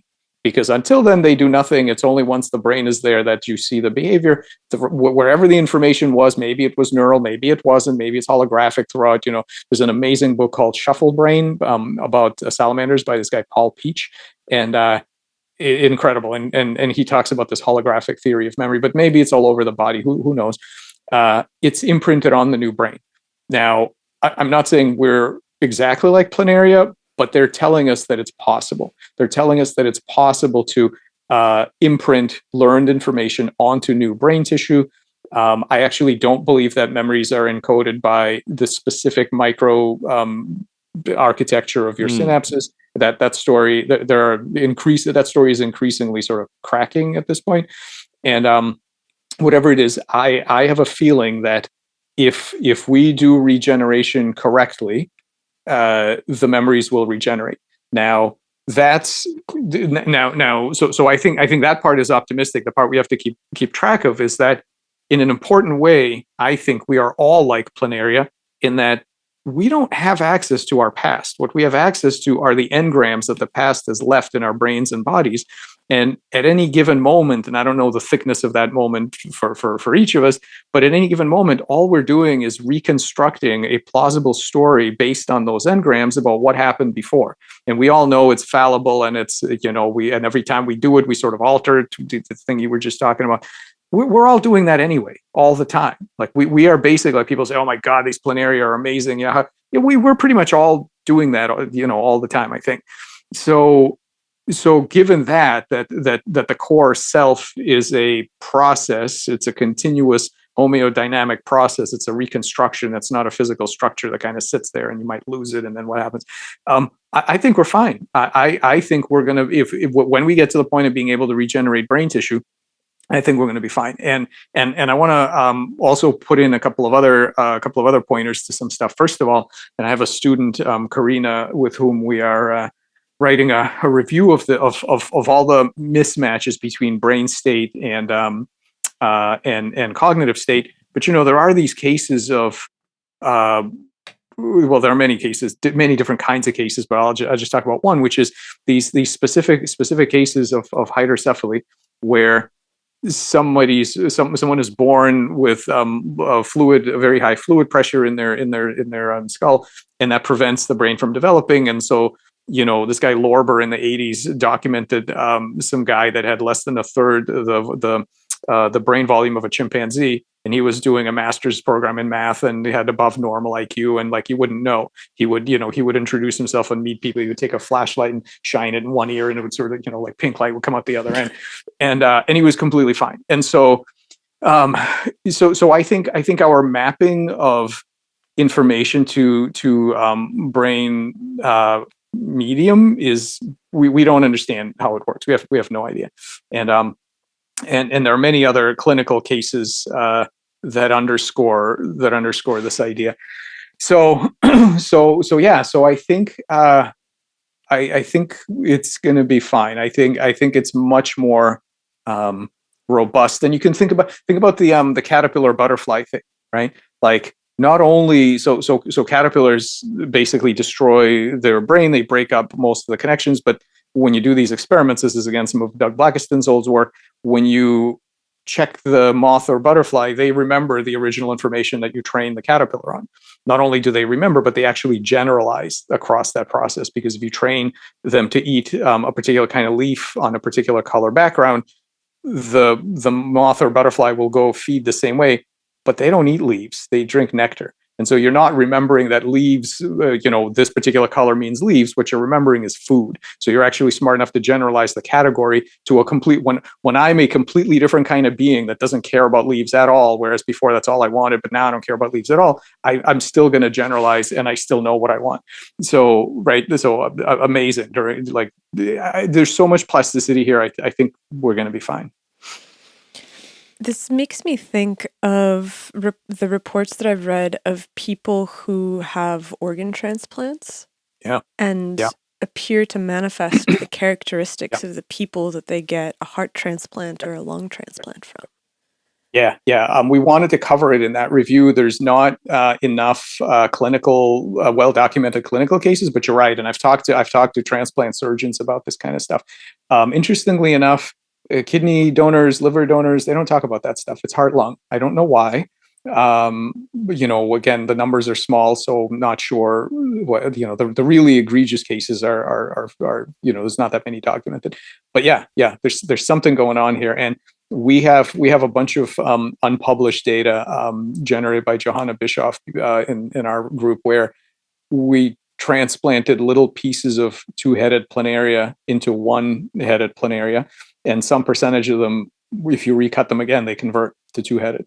And so this idea of transplanting information, be it morphogenetic information or be it behavioral information, I don't make that much distinction between them. I think they're the same process. It moves with tissue, and it spreads. When you put the little implant in, it actually spreads across that information, not the cells, the information spreads across the host. So ultimately, McConnell joked at the time, it was 67, 68, he joked about the concept of professor burgers, this idea that you could actually, get somebody else's knowledge by eating, pieces of flesh made from their body. I don't know, right? Like nobody's shown that you can learn calculus and then pass that along in a burger, but some kind of information maybe. And if we knew what the proper encoding and decoding was, I think there would be all sorts of interesting new routes for memories. Well, this is, a dysfunctional example, but prions seem like they're the transfer of information without any kind of organ or genetic relationship. Yep, I agree. I think, prions are a kind of non-genetic inheritance. Glanzman shows RNA. So he trains these aplysia, and he takes extracts RNA and injects it into a new animal, and they acquire some of the information.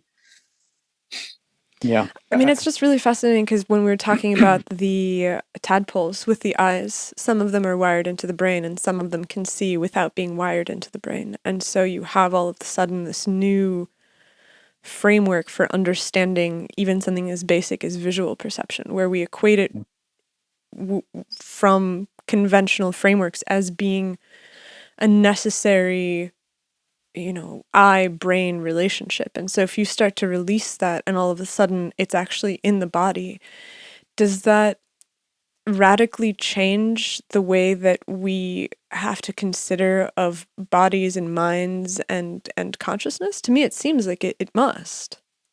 Yeah, I think so. I think that all of this has a lot to say about fundamentally what we are, and what it is that persists through time, and where things are encoded. In planaria, you can chop them into multiple pieces, and each of those pieces will become an animal. And that's, in philosophy of mind 101, you go over this example of the malfunctioning transporter, right? So it sort of replicates you, puts a copy over there, but it forgets to delete the old Star Trek episode, right? Like it forgets to delete the original, and now which one's the real one? Well, yeah, you can do that you can actually do that in planaria. So I think our concept of this idea that there's a discrete border between me and not me, between yourself and the outside world, between different individuals, between the memories that belong to you or the memories that belong to somebody else. I think our conceptions of all that stuff are pretty primitive and probably wrong. You mentioned the danger of overfitting with training machine learning models, and that links to this kind of tangentially, where I think that the way that I've been thinking about consciousness and awareness and intelligence has to do with the presence of a sensory system that can then integrate information and then have effects upon the world. And when we discuss the ability of computer scientists to produce consciousness or intelligence, to me, I always see there being a limitation in these sensory systems. I'm like, yeah, you can have a brain on a chip, but in order for that to be something that I recognize as conscious, it has to be tied into some kind of body that is able to process multiple modes of sensory information, integrate them, and then apply them to goal-directed behavior. And if there is not a necessity for a brain, the way that I've conventionally thought about it, it really changes the way that I think about machine consciousness, because as we start to develop these systems, and even if they're not embodied in the way that I'm used to thinking of embodied systems, it seems like we are opening the door into what Don Hoffman calls, like another conscious portal that we're booting up. Yeah. Well, a couple of things. First, I would be really careful not to lump consciousness and intelligence in the same bucket. I don't think these are synonyms, and so we have to, I think, talk about them separately. With respect to embodiment, I would say that I agree with you that some sort of perception action loop is really important, but I don't think three-dimensional space is the only space in which to do that. And so if you're doing that in physiological state space, or you're doing it in transcriptional space, or you're doing it in anatomical morphospace, or metabolic space, or linguistic space, I think that's good enough. I don't think there's anything, I don't think this three-dimensional space is privileged. I think we treat it that way because that's how our sensory motor system developed, and we're really used to things that move around well in the three-dimensional world being the interesting, intelligent things like us. But that's just, I think that's just prejudice on our part. I think these other spaces in which other beings strive and suffer are equally real. And so you can have embodiment that is not obvious to us, that is in these other spaces. What was the last thing? There was a third. Oh, well, and so another example of that is people with locked-in syndrome, right? So you can be locked-in syndrome where you have basically zero ability to have functional efficacy in terms of anybody noticing you doing anything, but you're perfectly conscious, and you've got a rich inner life. So I think we have to be careful, and I think it used to be that intelligence and consciousness were very closely tied together.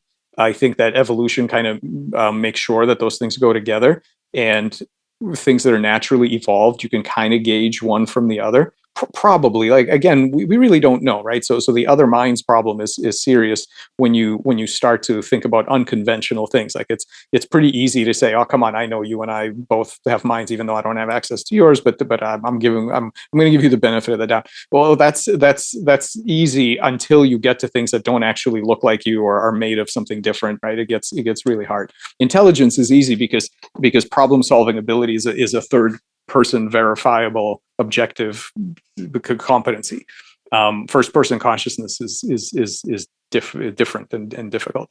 Yeah, but yeah, I think it's much wider than we normally think, and it's not hard to come up with cases that basically break almost any. I mean, this is one of the main things I work on now, is to try to one of my TAME framework is trying to do is to come up with a framework for understanding cognition and agency in across extremely diverse embodiments, because all of the existing frameworks they break very easily with biological examples. Most of the things that people walk around kind of talking about, okay, here's my criterion, you can come up with 7 examples that will just like crush it within minutes. It's pretty easy. It's hard to come up with a good framework. Yeah, I wonder to what extent this mode of re-envisioning intelligence could be applied to other scale systems. Like, I always thought it was really interesting that the physicists got, let's say, dominion over astrophysical or cosmic scale processes.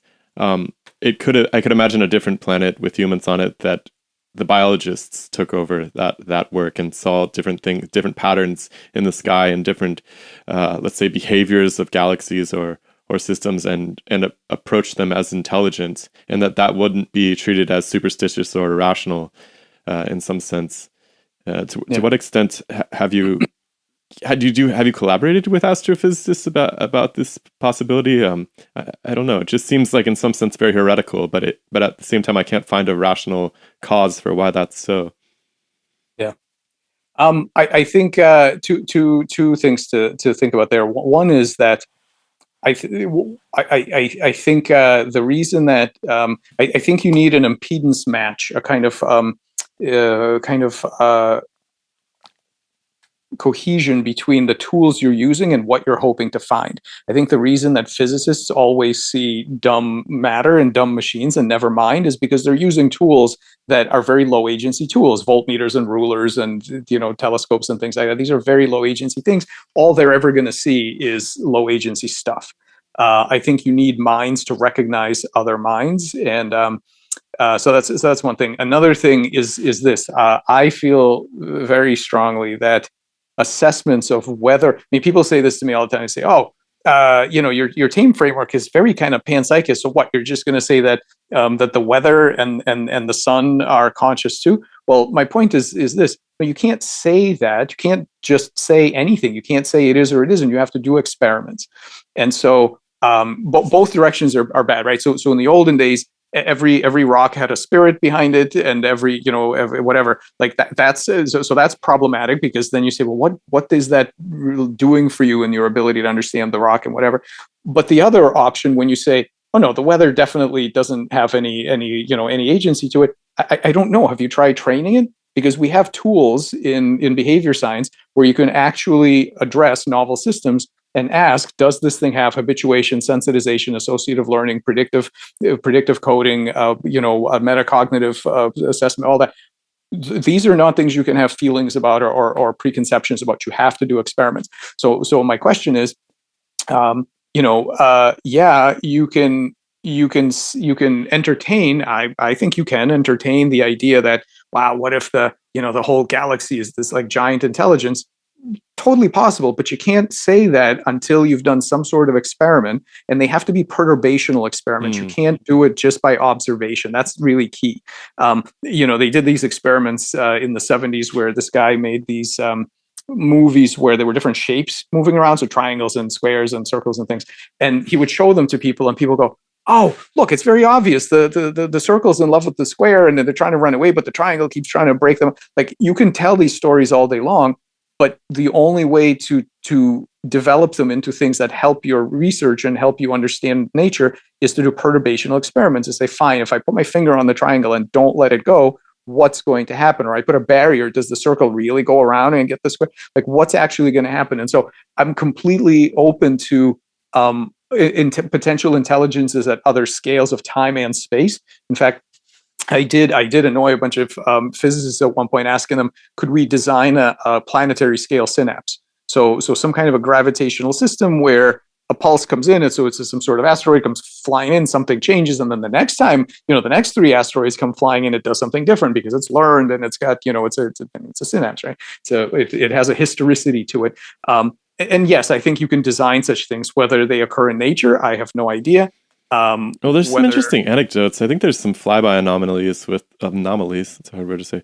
There's some flyby anomalies with the Jupiter probes, that end up leaving their orbits at, and they're just kind of cataloged and moved on. And again, like, it's not such a perturbation. It's actually terrifying to think about perturbing another galaxy or something, and all of the people in that galaxy are like, what's going on? But I suppose you would need to do that because there are these anomalies. I mean, the galactic rotation problem is another really interesting one. It's like, we have a very robust model of gravity quantitatively. We've checked it out locally in our solar system to the best of our ability on Earth.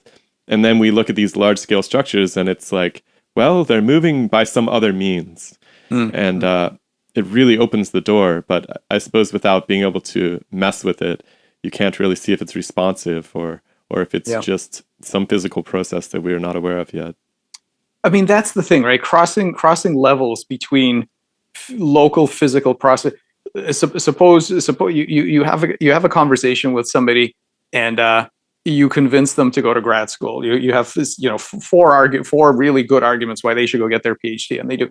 And then here, along comes a physicist and says, how did you do that? And and you say, well, and they say, okay, so let's measure. So there was this air vibration, and it went into the eardrum, and then this. Okay, it's not that story is false. It's just completely useless that the next time somebody else needs to be talked into whatever it is, right? It doesn't capture the essence of what's going on, even though at the local scale, yes, it all was true and it all held together. And these are the sets of frequencies and air vibrations that happen. It misses the whole point of the story.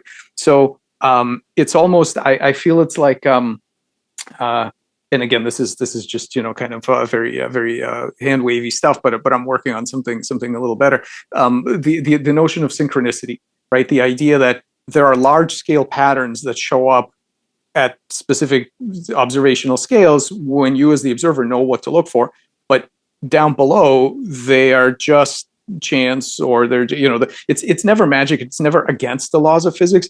But if you look at a larger scale, there's often like, yeah, wait a minute though. Yeah, I know each one of these things kind of was random by itself, but altogether there's something going on here, right? And so you have to know how to look for those patterns, and even better, you have to know how to read and write those patterns, which means perturbational experiments. So I don't have any ideas on how to do perturbational experiments on galaxies, but like the weather kind of a thing should be absolutely tractable. And we did something like that with gene regulatory networks, because they're very simple dynamical systems, and you look at them and you say, well, that thing's kind of, for sure it's dumb. It's never going to. Turns out they're capable of 6 different kinds of memory, including Pavlovian conditioning. And all it takes, you don't need cells, you don't need synapses, you don't need any of that. It's a handful of genes that turn each other on and off, and already you get this amazing free gift, which is that some of them, the biological ones anyway, they can learn. Why do you think that the physicists have such preeminence in our academic tower? I feel like people, like if you look at the NSF, at least last time I looked, it was mostly physicists that were in charge. It just seems like people expect physicists to answer these really huge cosmic questions. And I've always found that a little bit bizarre, and I've been trying to trace how that came about, and if it's arbitrary, or if is there something innate about the way that we perceive the world that demands that kind of explanation, even if it's not capable of it. Yeah. I would argue that it's because they make CD players, right? Like they're the ones, and it's because they pick the low hanging fruit. I mean, literally, like, not to take anything away, like physics is amazing and it's lots of hard problems and all of that. But as anybody who does computer science or physics, when they try to reach they get into biology, they want to rip the hair out of their heads because they're used to systems that are precise, basically the low end of the spectrum. We know how to deal with the low end of the spectrum, and now we do anyway after all the hard work. And those are the things where we make reliable technology. So if you want a washing machine or you want a CD player, you didn't get there without the physicists. Now you need some other stuff. But the stuff from the right side of that spectrum, so psychoanalysis and all of that kind of stuff, and art and everything, like, it's great, but it is notoriously unreliable for doing any particular thing. It sort of will enrich some of us and not others, and who knows. But if you really want, if you want to build a house, or you want to antibiotics or something like that, it's physics and then chemistry. And I think that's what it is. It's just people can see what works, and it's going to take a lot of hard work to get that degree of predictive utility out of these higher agency things. If we live in a world of platonic forms that are being biologically manifest, and evolution is, you described it as being something that makes problem-solving machines, do you have a sense of your own role in that? As like, what is the platonic form of the problem that you see yourself as solving? Yeah, so this is just my phenomenology of it. I don't know, because I'm not able to do controlled experiments on the scale of life and science and all of that, right? So I don't know if any of this has any truth to it. This is just how I feel. It certainly feels to me like I'm discovering, not inventing, and that the people in my lab, we are we are uncovering something. I don't know if they would agree, by the way, but me personally, everything that we've done over the decades, I feel like we're unearthing something that already existed and that has a particular structure to it. We don't make it up. We find it, and we kind of we can do better or worse at figuring out what it is and how to relate to it and how to bring it out into the world. That's how it feels to me. I don't know that any of that is true. But yeah, and I also think that so here's another kind of wacky thing, and I've told this to some of my students. I also feel like some of that stuff is under positive pressure. In other words, it wants to come out. In other words, it's there for you to like when you poke that little hole into that platonic space by making a bot or some kind of new technology, stuff comes rushing through that hole. And I really feel like, again, this is very non-scientific. I'm just telling you how it feels to me. That's what we do. We figure out ways to kind of put a crack in that boundary, and then stuff starts pouring through the boundary. You don't have to pull it out. If you make that barrier porous, it comes out. I think it's under pressure. It whatever you create in this world, that's it will pull patterns that are there. And is that how you approach your own goal orientation in your science? Like, we're starting a new year here, and it's almost like, if it's a miracle year for you, what would it look like? But I sense that it's almost like you see it as just chasing that positive pressure. That positive pressure. Yeah, you're sort of flowing with it. Do you set that sort of objective bar for yourself when you look out onto the immediate future as a scientist, or are you just kind of going with the muse? Well, I definitely think there's a muse, no doubt about that. But I also think that the space of possible things to chase after is infinite, and so I actually like on the spectrum. In some labs, you sort of show up, and whatever you do, as long as you discover something cool, everybody's happy with it. But I'm on the other spectrum, so I have a very specific research agenda. I would like everybody who joins hired in my lab. We're all working on very specific things where I know what I want to come out of this.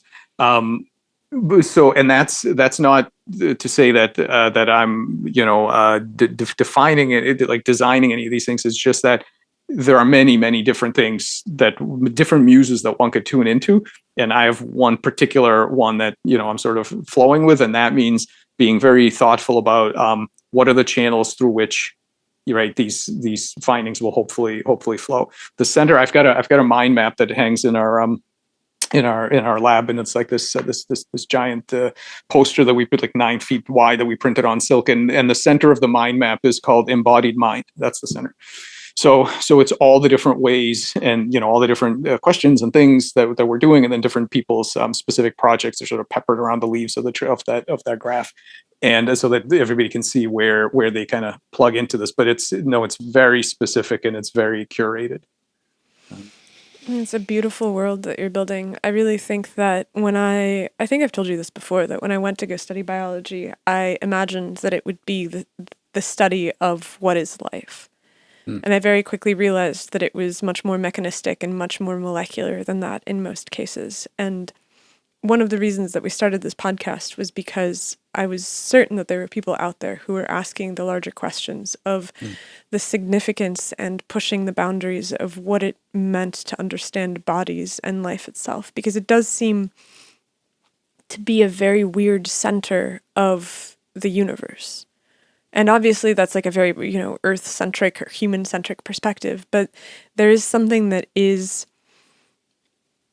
there's a motive force of life, which is the solving of problems. And the universe seems full of problems to solve. And so figuring out the process by which we can do that in novel ways seems to me to be the passage into something that is greater than the past, because at every single juncture where humans have run into problems, the way that we have solved them is by figuring out technological approaches to resolving what has happened.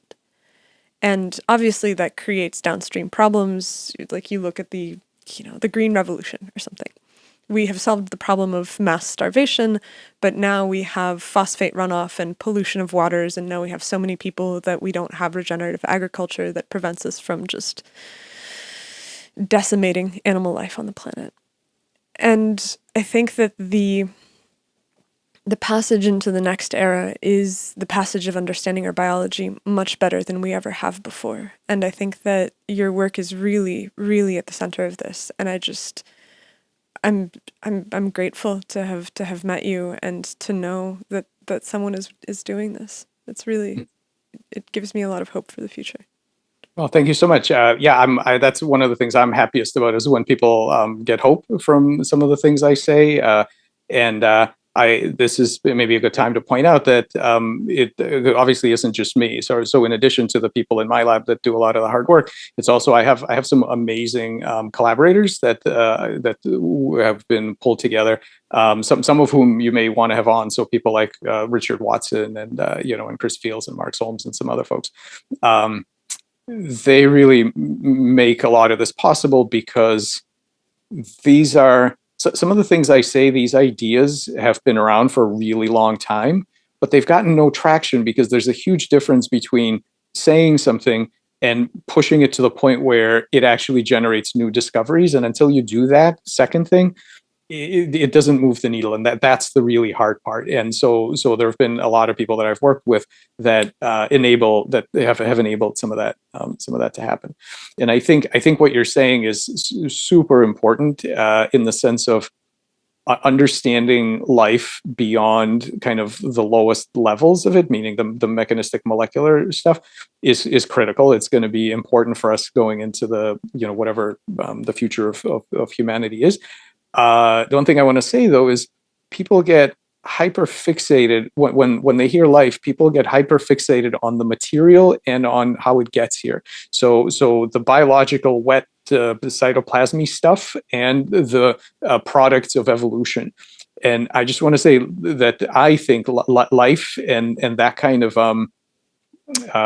focus on what's important is really critical. But we have to remember the protoplasm isn't magic. And it isn't unique. And the meandering course of the evolutionary process is not the only way that mind enters this world. And we have to get broader than a focus on the easy stuff, which is the material. It's really easy to say, you're made of silicon. Yeah, you're not real. You're just faking it.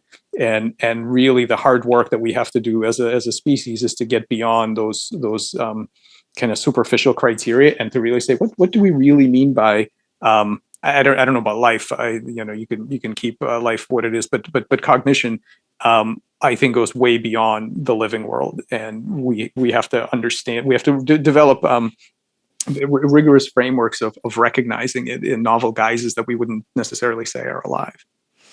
And I think that this next year is going to be really interesting to see what happens because I feel like we're approaching that question in a massive way technologically. Yeah, we are. I'm really disappointed about how narrow that debate has been and the hyper focus on language models and the kind of AIs that we have today and the things the people just get so focused on these examples and the broader lessons of the field of diverse intelligence haven't even been scratched yet. Everybody's just like really focused on this one thing. I think we get much bigger issues actually coming than just this. Yeah, I mean, I think that we can plan to spend the next year reading up and studying more on the diverse intelligence, and hopefully we can see you again at the beginning of the next year. Yeah, absolutely, anytime. Yeah, thank you so much. It's always awesome. Just Thank you so much. So eye-opening talking to you, and I really appreciate you giving us your time and giving it to our audience as well. That's great. I appreciate it. Thank you. Always a great discussion. Be well. Stay in touch. Yeah. You as well. Happy New Year. Happy New Year. All right. Happy New Year. Yeah. Send me a link when this comes up. Will do. You got it. All right. Awesome. Bye, everybody. Bye. Bye.